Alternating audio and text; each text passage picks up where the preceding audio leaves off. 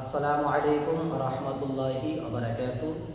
মাদ্রাসা জামিয়া উলুমুল কোরআন কানফলা নবগ্রাম মুর্শিদাবাদ।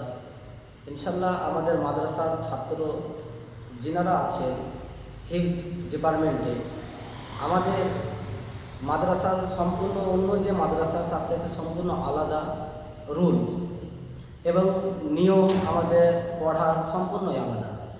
যিনারা আপনারা অন্য মাদ্রাসাতে যারা পড়াতে আছেন হিফজ দার্সগা খাস করে, যে তাদেরকে বলবো যে মাদ্রাসাতে হাফেজ সাহেব থাকেন না কেন, সেই মাদ্রাসাতে হাফেজ অর্থাৎ ছাত্র কম রাখবেন এবং শিক্ষক যেমন একটার পেছনে কমসে কম মাত্র একটা হাফিজের পেছনে 10টি করে ছাত্র পারফেক্ট, তার চাইতে কম যদি হয় তাহলে সবচেয়ে চাইতে বেশি ভালো।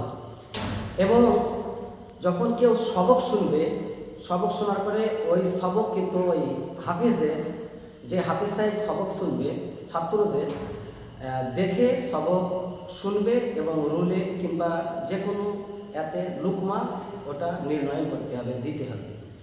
এবং দ্বিতীয় টিপস হলো, যারা হাফিজ রয়েছেন খাস করে সবক পারা, এটা না দেখে শুনতে হবে। কারণ একজন আলিম আর একজন হাফিজদের মধ্যে পার্থক্য কী থাকলো, যে একজন আলিমও একজন মাওলানা সাহেবও, যে হাফিজদের কি হবে যে যদি দেখেও শুনে তাহলে ওই হাফিজ সাহেবকে ইয়াদ রাখতে হবে। কারণ সবক পারা না দেখে হাফিজকে শুনতে হবে এবং আমকটা কন্টিনিউ না দেখে শুনতে হবে। খালি দেখে শুনবে একজন হাফিজ, ছাত্রদের খাস করে একজন শিক্ষক হাফিজ ছাত্রদের কি করবে, দেখে সবকটা শুনবে, বাদ বাকি সমস্ত কিছুই সবক পারা আমকটা না দেখে শুনতে হবে। এবং যিনারা হাফিজ পড়াতে আছেন তাদেরকে খাস করে ইয়াদ একদম ফরজ, ইয়াদ রাখতেই হবে, নচেত পারবে না। তাই আমাদের মাদ্রাসা জামিয়া উলুমুল কোরআন কানফলা নবগ্রাম, ইনশাল্লাহ আমাদের এই মাদ্রাসাতে আলহামদুলিল্লাহ ছাত্র আর নেব না, কমপ্লিট হয়ে গিয়েছে। আবার যদি ভাবি সামনে বছর যে 2027 সালে আমরা আবার হাইস্ট নিলে 5টা থেকে 6টা নেব, তারপরে আবার ক্লোজ করে দেবো।